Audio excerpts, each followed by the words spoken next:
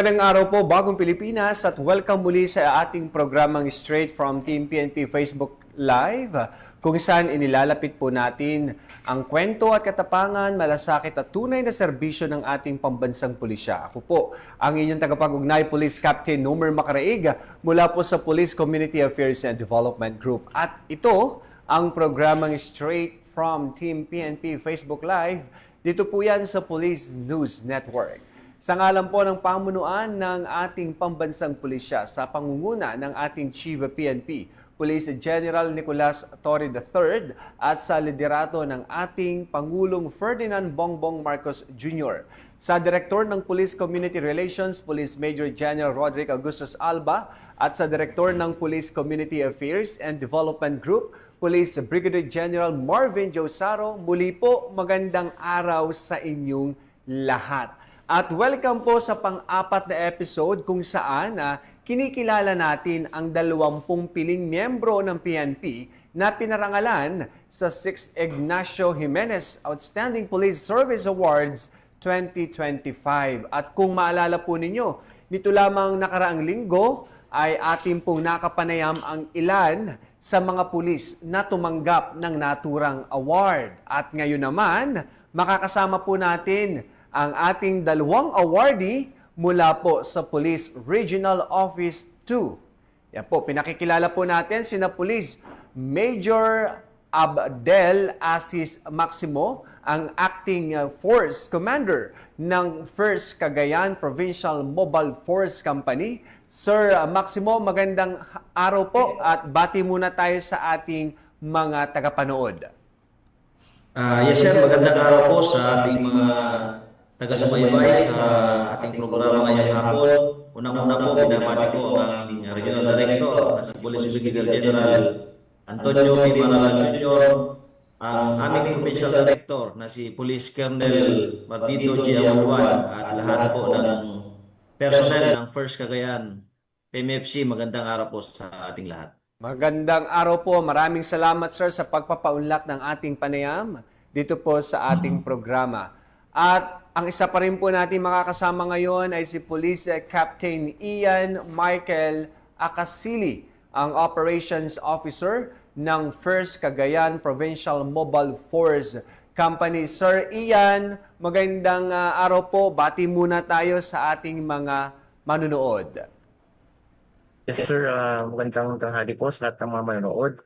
Ang unang-una po sana sa leader po ng Kapulisan ng Pilipinas, Police General Nicolas Torre III, sa malasakit po at masipag na ama ng Regional Office 2, Police Brigadier General Antonio Maralan Jr., sa Cagayan Valley Caps po na pinamumuyan po ng aming Provincial Director, Police Colonel Mardito Awalwan sir, sa ating pong butihing MPC Director Romeo Magsaros po, ang learning manager po namin, Ma'am Jasmine Marie Mendoza, sa aking fourth commander po, nakasama ko ngayon sa interview na ito, saka sa mga nanonood sa first Cagayan Provincial Mobile Force Company, ang pinakamatikas na unit na mobile force sa buong Pilipinas, ang JCI Manila, ang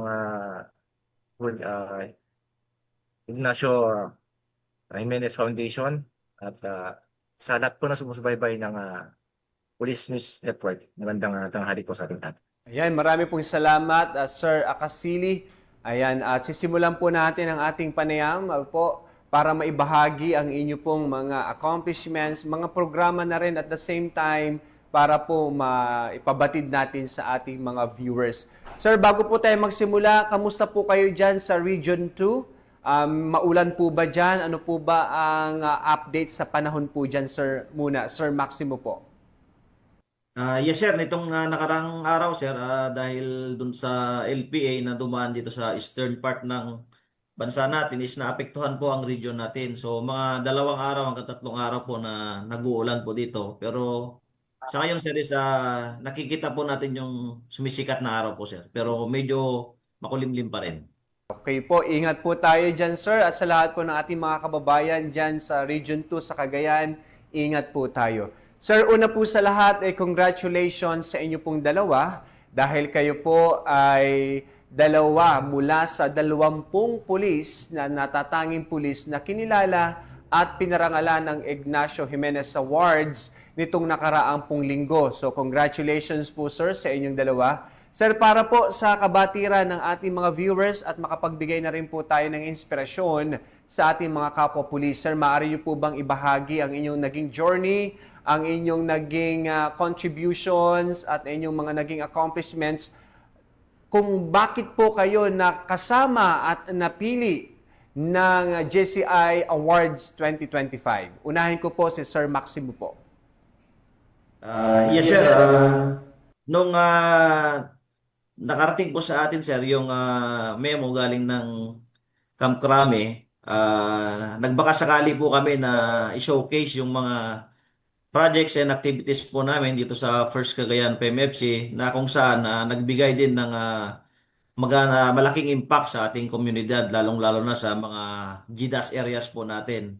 So, itong project po natin, yung pinakaulo po nito is yung Project Assist, yung awareness and strengthen support in GDAS in fight against terrorism. So, unang-una po dito, sir, na showcase natin is yung Project School Care natin na